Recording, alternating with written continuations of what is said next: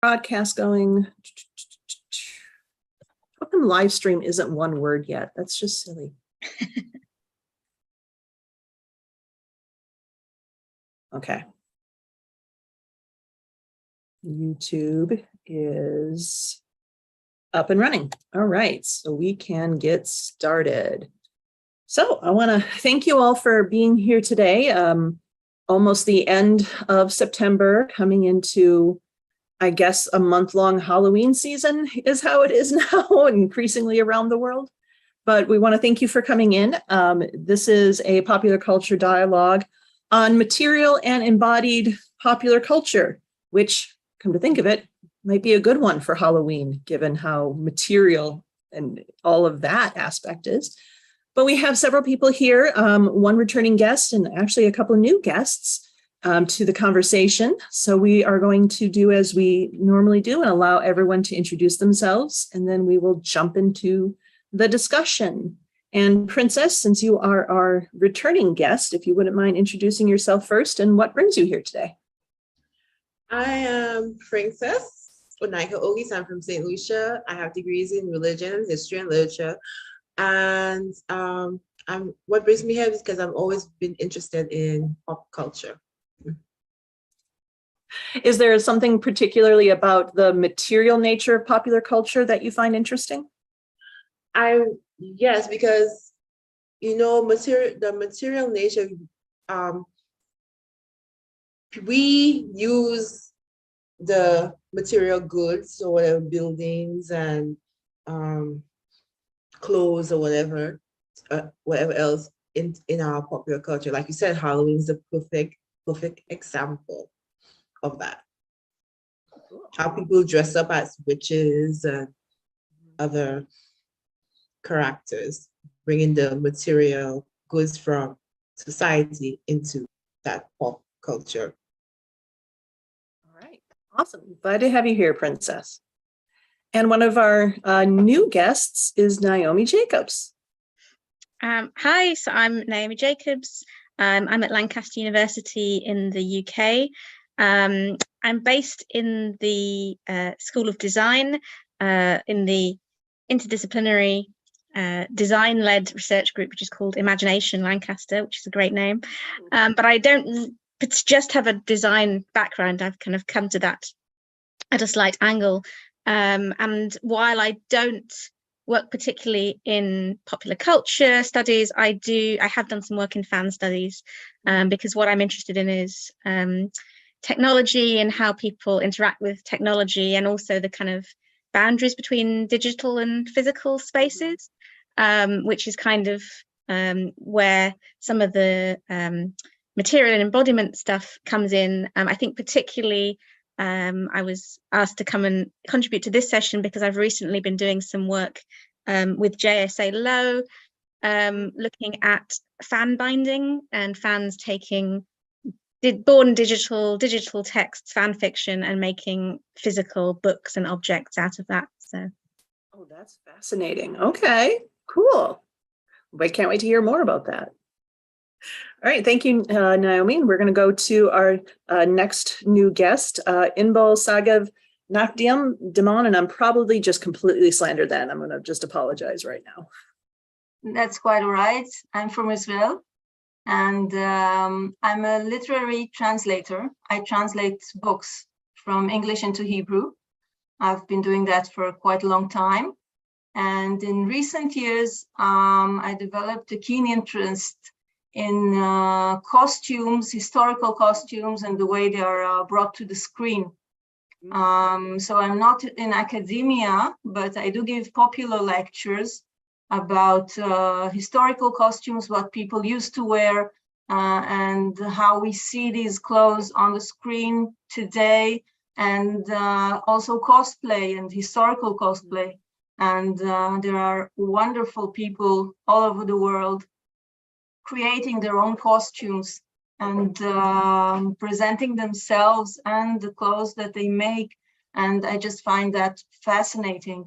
And I love showing it to people who haven't really thought about it, and talking about the costumes, corsets, crinolines, and what we think we know about them and what most people don't know about them. Wonderful. And I will say, scholarly mindset doesn't mean that you're going to be in academia. I think being fascinated by things and wanting to look into them and talk about them, that's the basis for a scholar, no matter where they are in the world.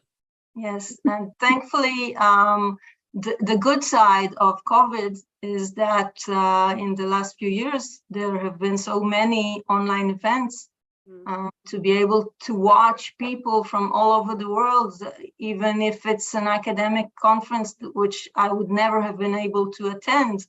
I can listen, I can see the recordings, I can get what I can from these sessions as well. And that also is interesting when we think about like fans too, and how many fan conventions had to be completely virtual for a while, and what that says then about the material nature of a popular culture and a fandom. I think there's a lot to dive into with that as well. So I want to thank you all for being here. And as I might have mentioned, I kind of have a question that I just want to start with, and we can start with whoever would like to jump in on this, but it's kind of maybe foundational. What is the importance of material goods and embodied experiences to popular culture? Why do you think we focus and we think about these things?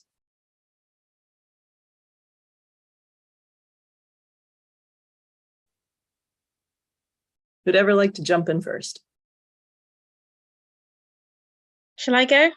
Go for it. I think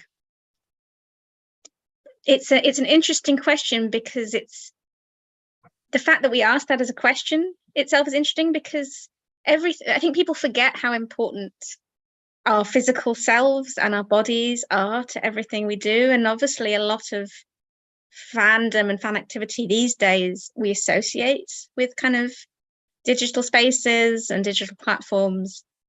But at the end of the day, us as physical people is important. And I think that's why there's certain expressions of ourselves which are going to be material. We wear clothes, and so if we can express our fanish interest through our clothes, then why not? We eat food. If the food we eat is going to be an expression of that, then that's going to be important. So I think materiality and embodiment is critical, and I think it's interesting that it's only just being really started to be discussed as much as it might have been. I think it's often been forgotten about. I think are you done? Yeah.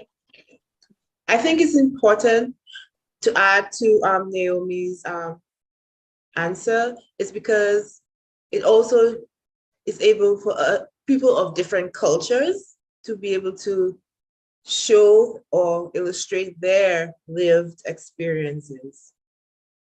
We eat food. So if you're Black and you see something on a movie or TV series, you'll be able to see some of the foods that Black people eat. Or if you're Italian, you see some of the foods that Italians eat. So clothes that you wear, if you're studying history or you know about this historical person, like Bridgerton is big right now. So you're going to research what's the clothes that they wore back then for it to be their lived experience to be shown on the screen. That's why it's important. Yep. Really, as I started to get more and more interested in historical costumes and read about them and research and go to museums and see them, I think you get such a keen sense of how people actually lived. When you see these clothes, if it's in the museum, you can't touch it, obviously, but you see every stitch and you see the sweat stains. And it's so very grounding to see things which are material. People actually touched them and made them and used them, and how these items influenced the way that they lived in the world. Because if your clothes are tight, You move differently, you sit differently, and it's just fascinating to me. Yeah, there's something about that desire to connect with others across space and across time. And to an extent, the digital does allow us to do it, especially on a far faster pace, I think, than ever before. But that material aspect of being able to touch the goods that we may only see in fiction or digital or something like that, it's kind of like grounding us back to the fact that we have all of these connections with all of these other humans across space and time. And I know I come at this from professional wrestling studies. So there's no way you can get at professional wrestling without thinking about the material nature of what's happening and the embodied aspect of what is happening. So the extent to which I think the materiality also helps us to connect to popular cultures that maybe haven't been studied in a long time is another possible good outcome, as you were saying, Naomi, to having more of this focus being brought in. Do you see, let's see, how do I want to phrase this? Do you see a particular type of materiality that has been focused on more in what scholars are doing or in what fans are doing? And are there maybe other types of material and embodied experiences that we could be studying more or looking at more?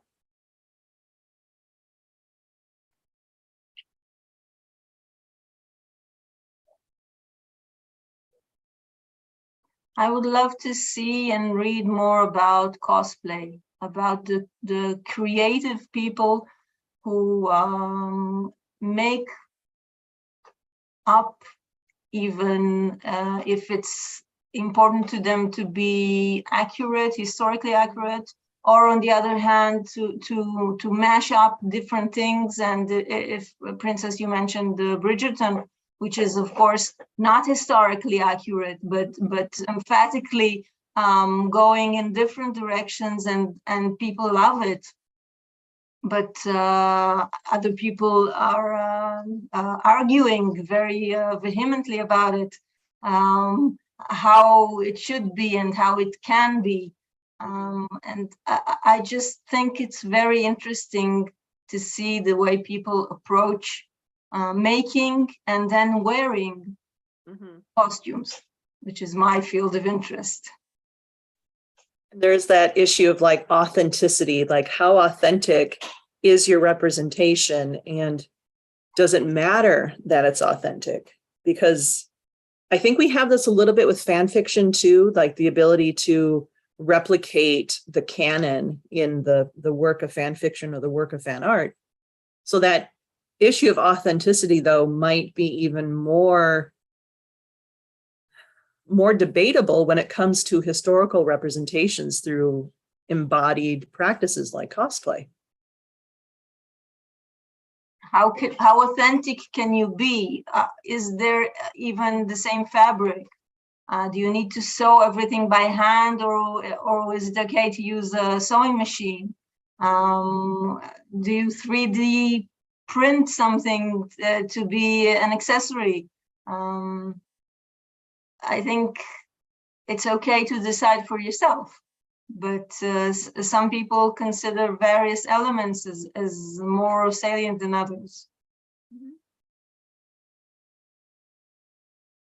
What I would like to see more represented is more people of different cultures, different races, and different sexualities, which is why what I love about Bridgerton.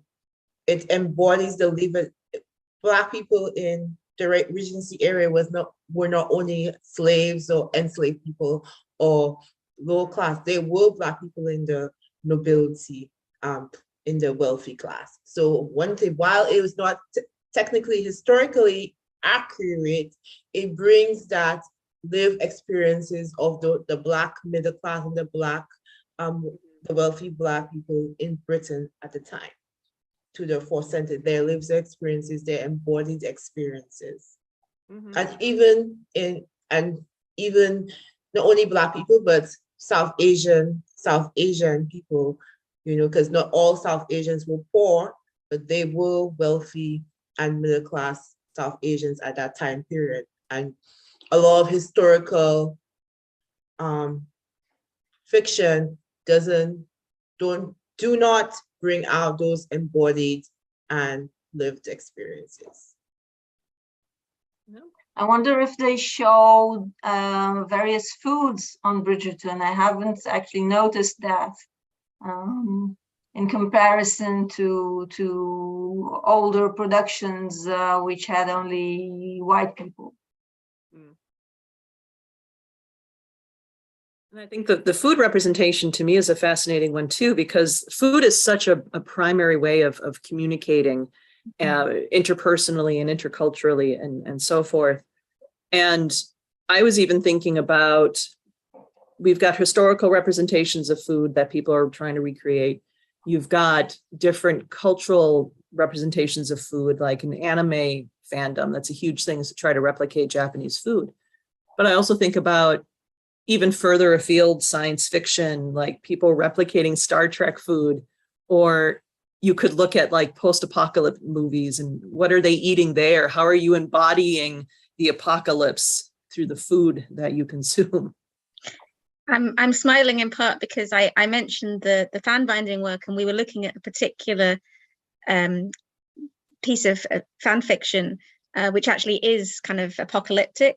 But one of the things we were asking people mainly about the making the physical books, but we also asked about food and creating other things, because we knew that people did do that. And there was some really interesting, a lot of people, a very high proportion of people who answered our survey that we put out said that they had, as you say, made these particular dishes that are described in this kind of apocalyptic scenario. And they said, it's changed. I drink more coffee now because the characters drink coffee, and that's important.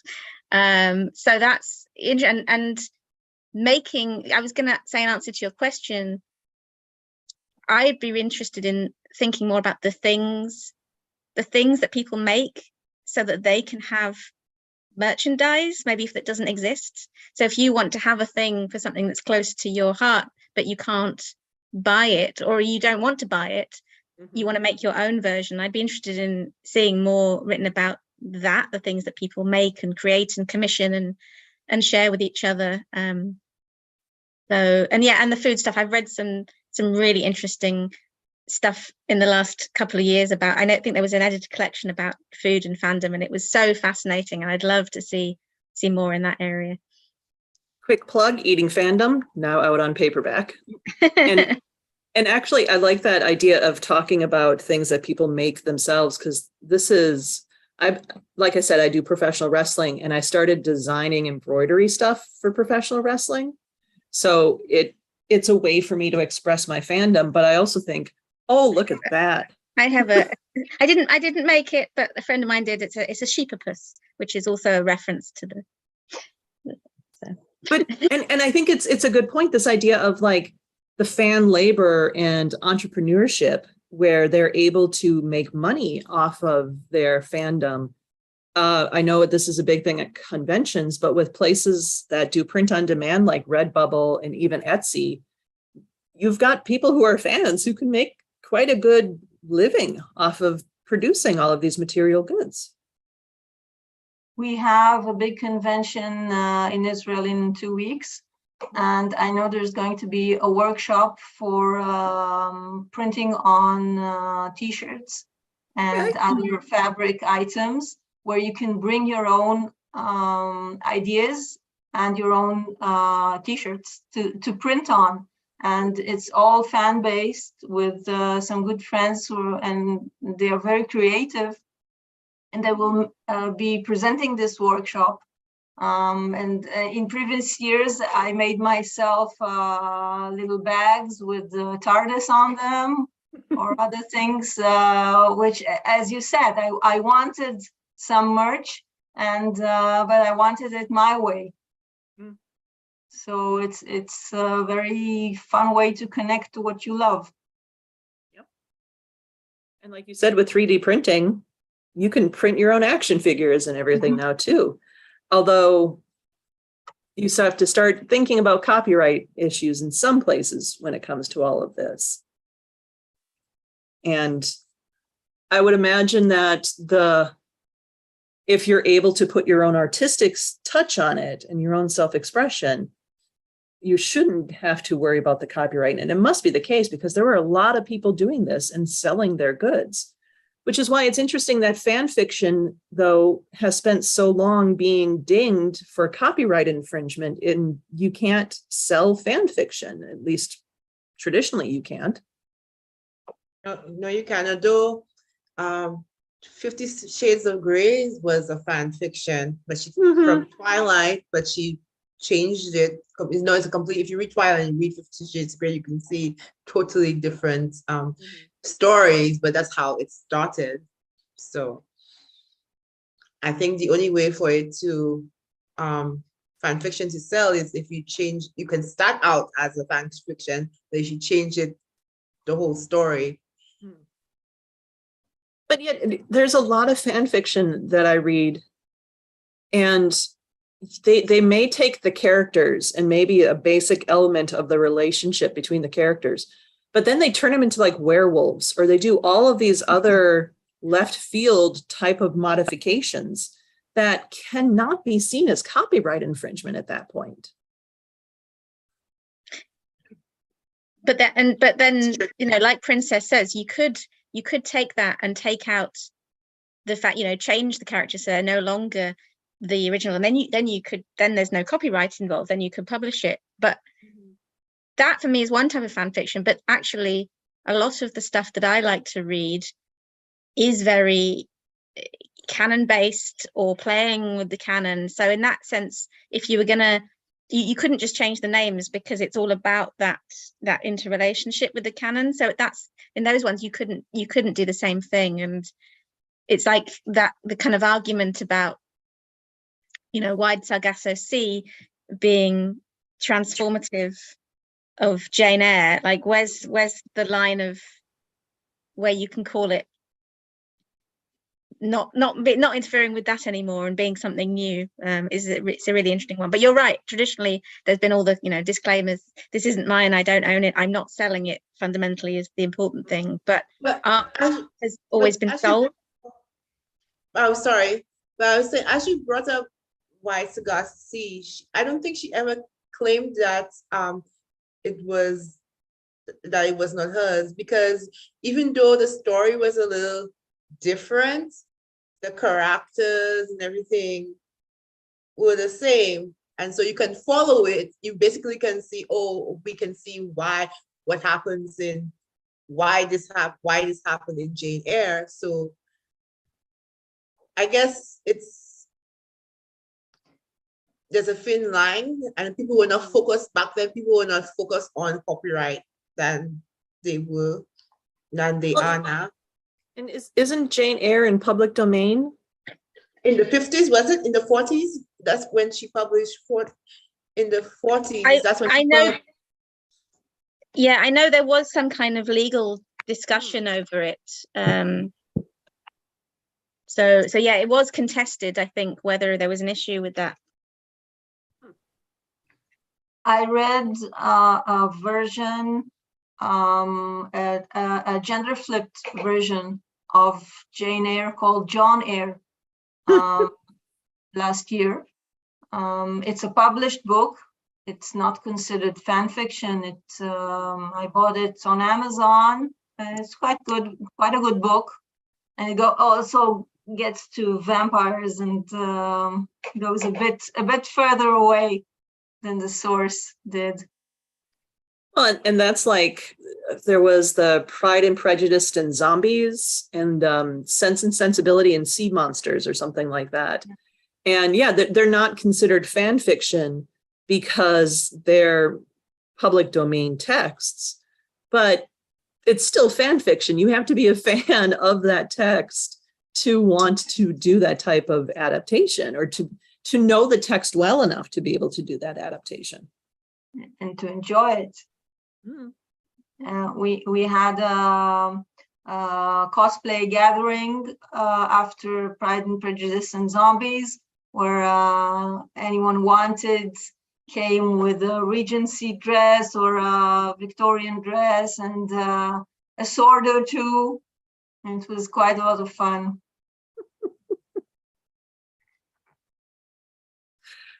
I think that's like such a fascinating thing to think about, when what drives people to connect so much to the fictional content that they want to essentially materialize that aspect of the fictional content. Do any of you have any thoughts as to what is that motivation? Like, why are people so fascinated to try to replicate this fictional item or whatever it is, I guess? Because it's fun. Because we want to feel a part of something that we like. And feel what the characters are feeling. There's something there you can't replicate just by seeing or reading about it. You want to actually take part as well. Mm-hmm. And yet it's mostly characters who are having pleasant things, right? We don't usually want to feel the unpleasant things that are happening to some of our favorite characters. No, we don't. So I guess there was the not to bring up She Who Shall Not Be Named, but there were the every flavor beans that they did, some of which were quite nasty. So that wasn't necessarily an entirely pleasant experience. And I think they have like they put out a peppers version of those peppers too, so it becomes a game of to see. And I still have them because you can't do more than one. So yeah, there's that aspect of unpleasant, I suppose, with Harry Potter and the Bertie Bott's beans or something. It is interesting to think about the fact that what we try to replicate in the material is usually something we think is going to be pleasant. We don't like try to experience the torture, for example, that a character might go through. Well, yes, but I'm very much into Outlander, the TV series and the books. And when I follow Outlander costumers and cosplay fans, some will do the fancy Paris gowns, silk and jewelry. And one of my best friends did Claire as a nurse with the apron covered in blood, which is supposedly not a nice experience for the character, but it's an easy scene to replicate when you're doing cosplay without devoting hours to sewing by hand the 18th century clothes. So it is a way to connect. And there are definitely cosplay outfits where the intricacy of them and the scale of them don't make them the most mobile or the most comfortable as well. But I don't know if they're wearing those to feel what the character is feeling so much as demonstrating their creativity and being able to replicate it. Yeah. Because that's still pleasure. And it's a lot of fun. And I saw images from a certain fan convention of Outlander, where the costume designer Terry Dersbach, she came there and she was pictured with, I don't know, 6, 7, maybe more people who wore nightgowns and night clothes from various scenes in the series. And it was for them the easiest way to make some sort of cosplay, but it was so fun to see. Mm-hmm.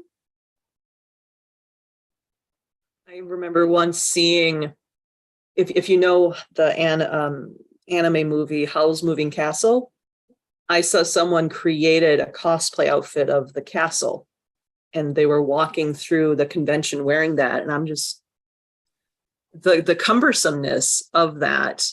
And not only in putting it on, but getting it to a convention is not exactly going to be an easy feat either.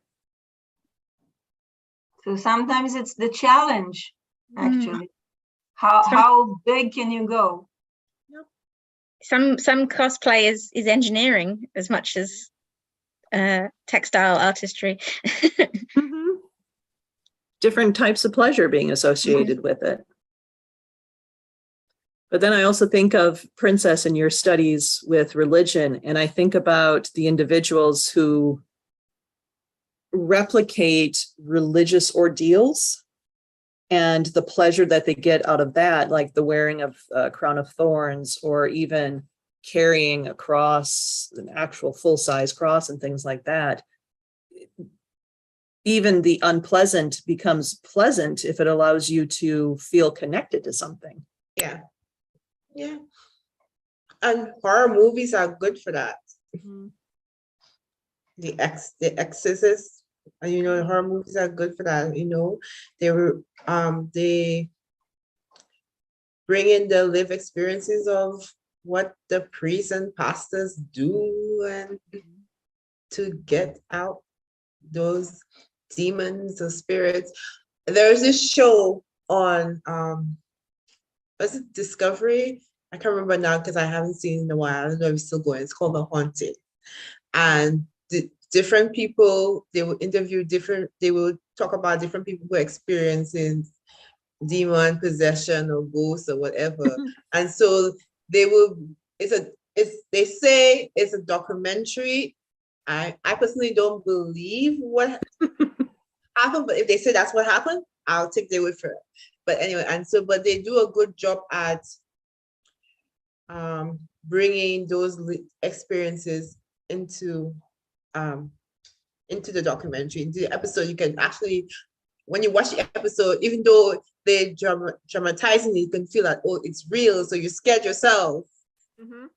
It's happening now, even though that the people already got the demon out of the house, or the ghost out of the house. So yeah. And I think that is interesting to bring up in terms of that embodied aspect too, because again, it's not just that we are consuming and using material goods, but we are having an affective physical reaction as well. And it could be pleasure, it could be pleasure associated with other feelings. And horror, I think, is a great example of that. And again, coming into the Halloween season, people are going to start going to haunted houses. They're going to go to haunted corn mazes. They're going to watch and consume a lot of scary movies and things like that, partly because the affective reaction that you can get from all of that. Yeah. One thing I was going to mention earlier when you were asking about different areas of studying this area, which I was going to mention and I forgot, is also, I think there's been some really interesting stuff people have been looking at around fan tourism and going to places. And that's a really important form of embodiment of actually being in the space that you see off the TV or film, or that's written about. And like you say, it's that affective experience of being in that place. It's very interesting. I actually did that. I took these pop figures of Jamie and Claire from Outlander, and we went to Scotland, and I took pictures of them in the actual places where certain scenes were shot. And it was fun, and it was an enhancement of what would otherwise have been just a regular tourist experience. I know in particular with Outlander, there's some locations in Scotland that have had financial success because of fans coming in and wanting to tour that. Yes, yeah, it's called the Outlander effect, and they've had a real surge in tourism throughout the country, but specifically in places that where scenes were shot. I know my partner and I, back before the pandemic, when we went to places for conferences, we would do what we called the pop culture pilgrimage. And we found shooting locations one of them, to go to the Halloween aspect, was we went to Washington, D.C., and we looked up locations for The Exorcist. And we found, like, for example, if you've ever seen The Exorcist, there's the long stairs alongside the house, supposedly, which wasn't the house that they filmed in or anything. But the long stairs are still there, and they actually have like information there about how it was in The Exorcist. And standing at the top of the stairs and looking down, the sense of vertigo you get, it itself is kind of upsetting without even it just being connected to that movie.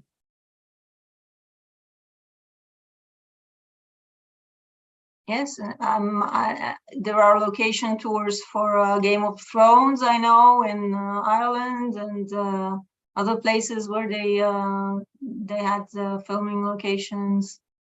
I think it's quite the industry today. Mhm. And I think like different communities and countries should tap into that, the fan tourism. I think if you also think about the fan tourism more broadly, I think some places have, like, I remember when we went to Scotland, we went to Loch Ness, and they've definitely tapped into the Nessie fandom, essentially, or the cryptid supernatural fandom. Or in the United States, you have places that are the Civil War battlefields, and they still do reenactments, and that's definitely a fandom and a tourism thing at that point. Yeah.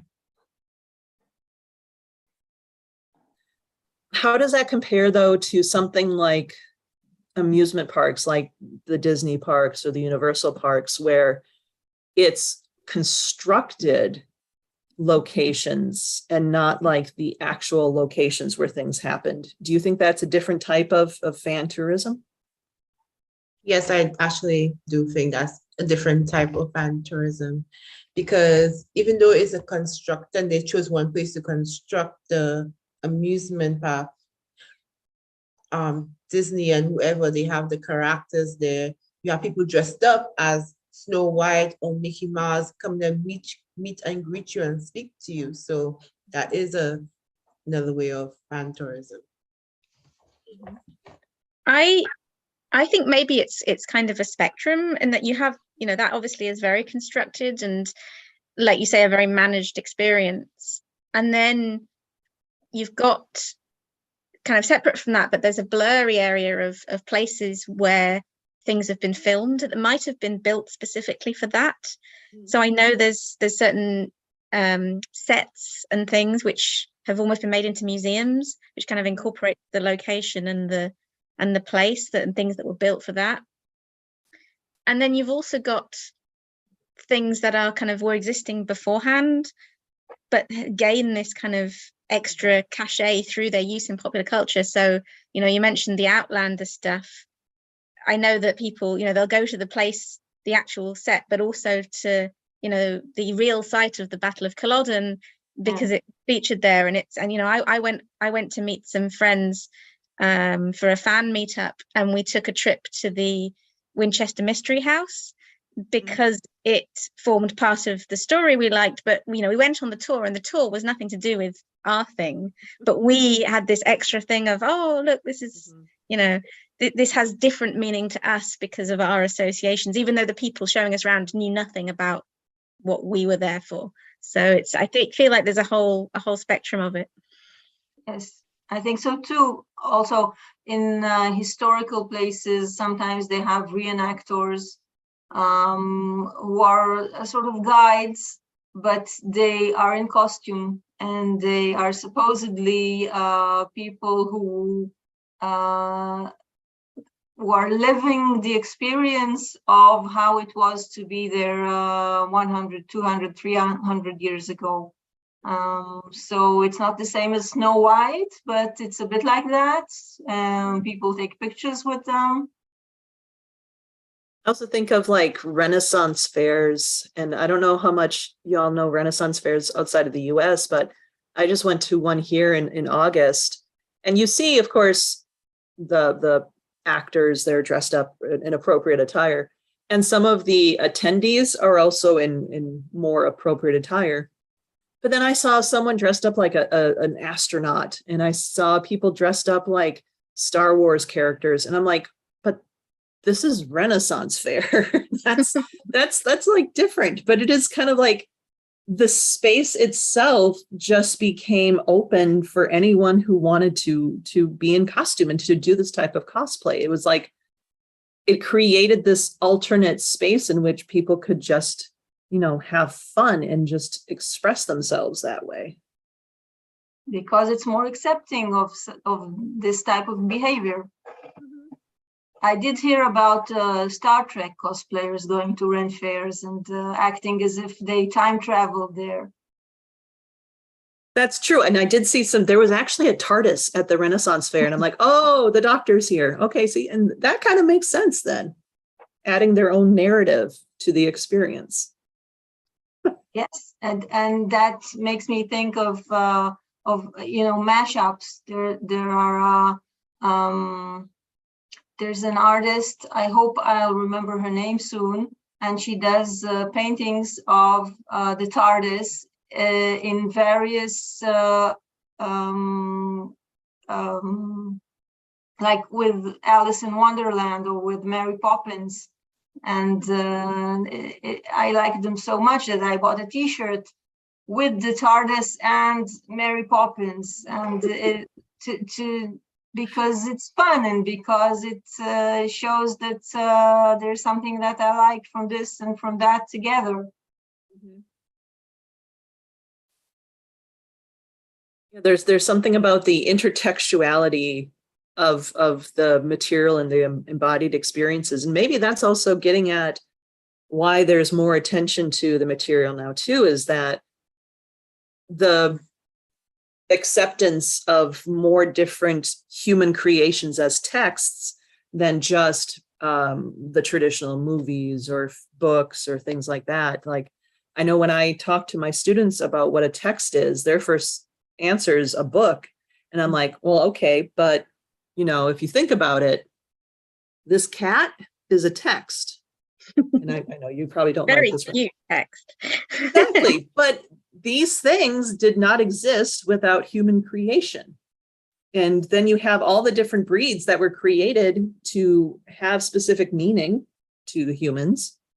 And it's more understanding of how material goods and objects can be texts, I think, has broadened the scholarship to look more at them as well. I think there's also an interesting thing that we're right in the middle of at the moment about people remembering that things that are digital texts may not last. And there's a whole thing about this with things being, removed from streaming services, sometimes permanently. And so people are remembering that materiality has value in terms of preservation and actually owning the object rather than just being able to access it. So I think that's quite an interesting area as well. Do you find, Naomi, that that's one of the reasons that people want to actually print out and bind fan fiction? Definitely, yeah. That was one of the key things that people mentioned, is that they were, either people talked about having it on their shelf and being able to keep it if the internet went down or the power went out, they could still read it. But also people, talking more fundamentally about fan fiction archives having disappeared in the past and things being taken down, and there was that kind of fear of lack of permanence. So at least having it yourself on the shelf, that it's gonna stay there for the most part. And people talked about it remaining even after they died. And what happens if it gets found on a bookshelf in a secondhand shop in 100 years' time? Whether that's a good thing or not depends on the person, what they thought of it. I also think that brings up some interesting thoughts regarding costuming, though, too, because once you wear the costume, you still have that costume. There's meaning in the costume beyond just the creation and the wearing it, right? Yes, although sometimes they are made, they're not made to last, because the material or the construction is not something that will survive more than once or twice. So they're made to be ephemeral. They're not made to be more permanent. Interesting. Sorry, Princess? No, I was saying to Naomi's point about fan archives going down. Yeah, that a lot of fan fiction archives on the internet have gone down since there was in the late 90s. There were, when I was a little girl, because I used to write a lot of fan fiction, when the internet was just starting to boom, and AOL was the big thing back then, and Facebook had just, well, not Facebook, not yet, but MySpace, and I think there was Tag or whatever, I don't remember. But there were a lot of fan fiction sites you could go and write, open an account and write fan fiction. You could go and talk about, create your own fan fiction with other people over the internet. And then as the years went by, you start seeing those sites go down. So I'm not even sure why they're taken off, but that's probably why a lot of people want to print them. Yeah, I mean, and part of it is, if you're hosting that site yourself, you might have the fees for hosting, you have the fees for the server. Sometimes it's not sustainable. I mean, I was just looking at some stuff with a student yesterday about the Society for Symbolic Interactionism. Like there was an entire society for this, and they had a journal and everything, an academic organization. But the only way you can really access their stuff now is through the Wayback Archive, because it's just been archived. And if it wasn't, who knows what would have happened to all of that if it would still be around. And think about all of the written fan fiction and the fanzines that have been lost to time because they were not preserved either digitally or physically. Yeah. Fun. I also wonder how much the pandemic has brought the attention back to materiality, because maybe we took it for granted before the pandemic, and now we're thinking more about it as things are opening up again. It's something that comes up very succinctly in Station 11, which is an excellent book I read before the pandemic, and now I'm watching the TV series made from it. And it's a post-apocalyptic world where there was a pandemic much graver than COVID, and now there's no electricity, there's no internet, there's actually only the physical texts that people could get their hands on and keep, or maybe even keep in their minds. There are people there's roving theater group, and they do Shakespeare, and they go from one place to the other, and this is the only chance the people that live there have to see and to experience these texts as a play. It's not something they can access to read. They don't have it on their shelves because the shelves are gone. And it makes you think about what will survive and how. There was not a very good movie from a long time ago called Reign of Fire. And the only thing that I really still like from it, and Naomi, if you remember this one, is that they had, it's a post-apocalyptic, there are dragons, and dragons have essentially destroyed human civilization. But this one group, I think the adults grew up like at around this time period, so they're like my age or whatever, but they were telling the story of Star Wars through like a play. They were actually acting out Star Wars. And I think that's interesting, that idea of even if we don't have the electricity or the access to the digital, we can still have access to the ideas as long as people embody them in some way.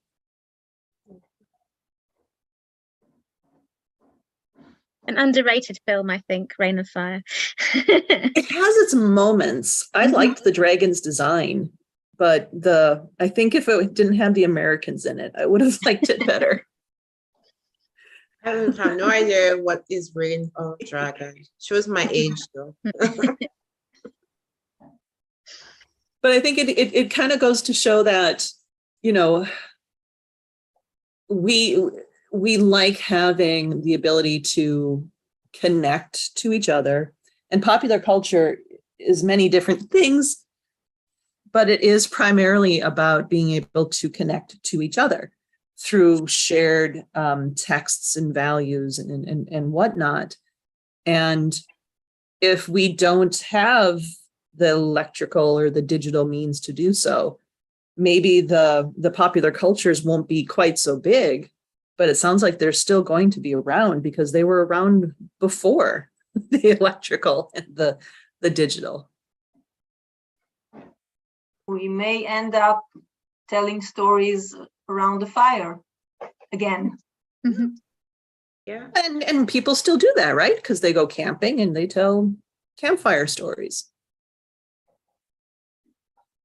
It's not like that's gone away. We like stories. Stories help us make sense of things. Yeah.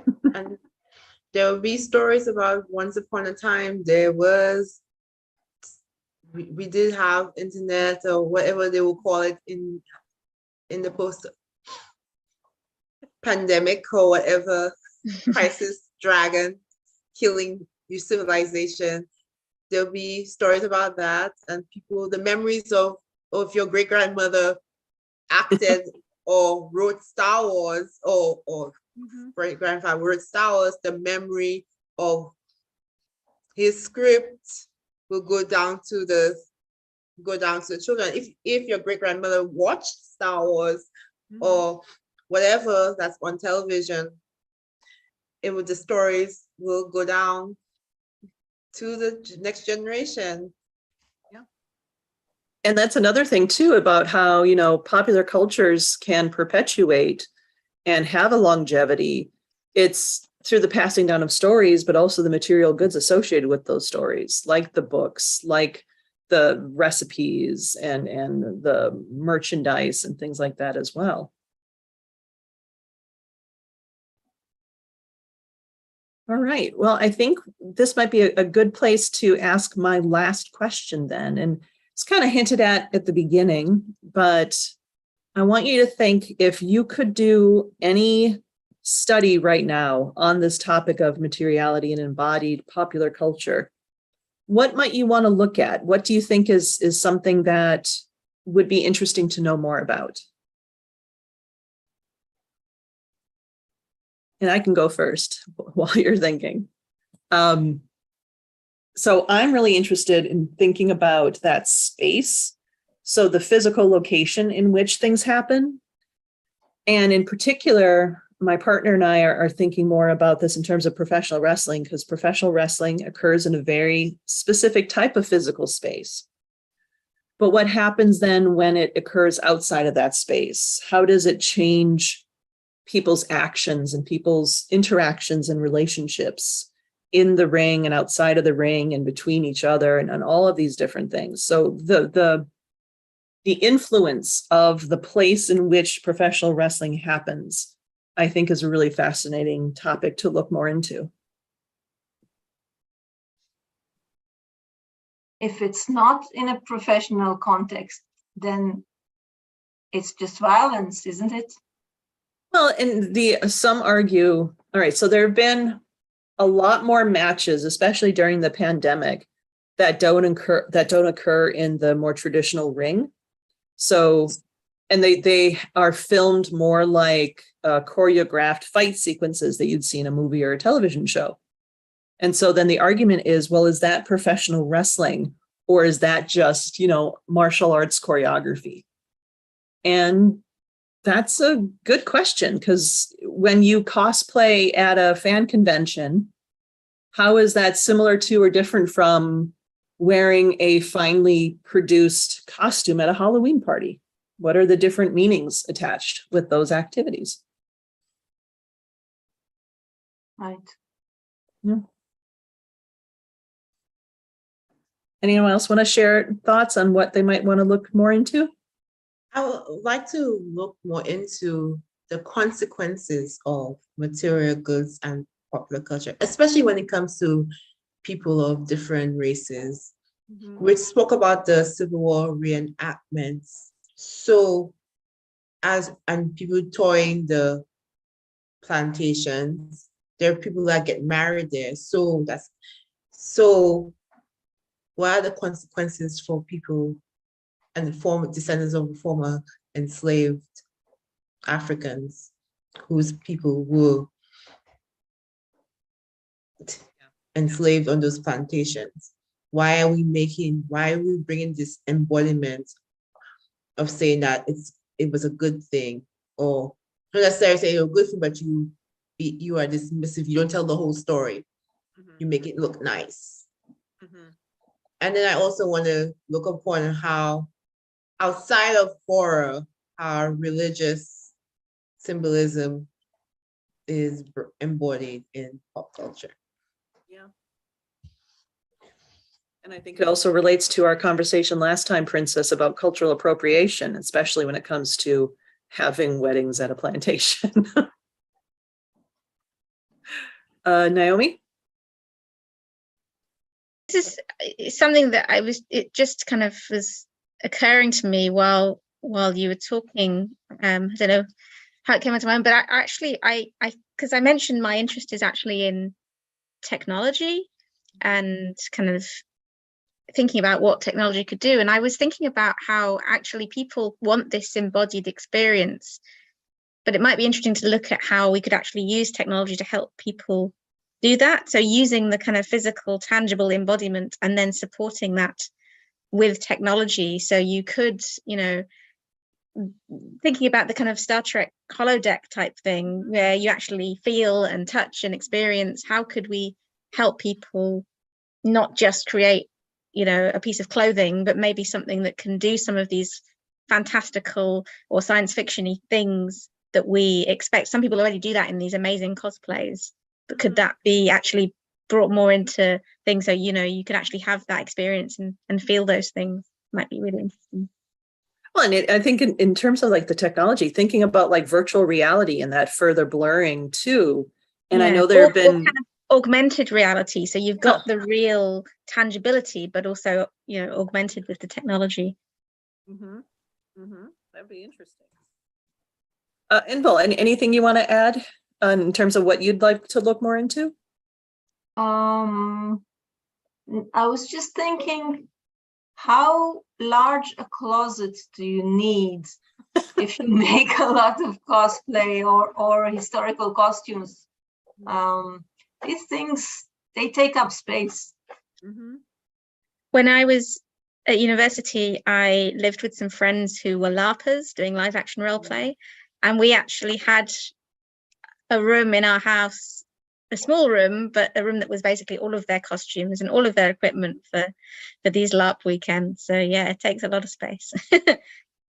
Yeah, I have a friend who designs and does a lot of cosplay, and they have a 2-bedroom apartment, but basically 1 bedroom is just the crafting room and everything is in there.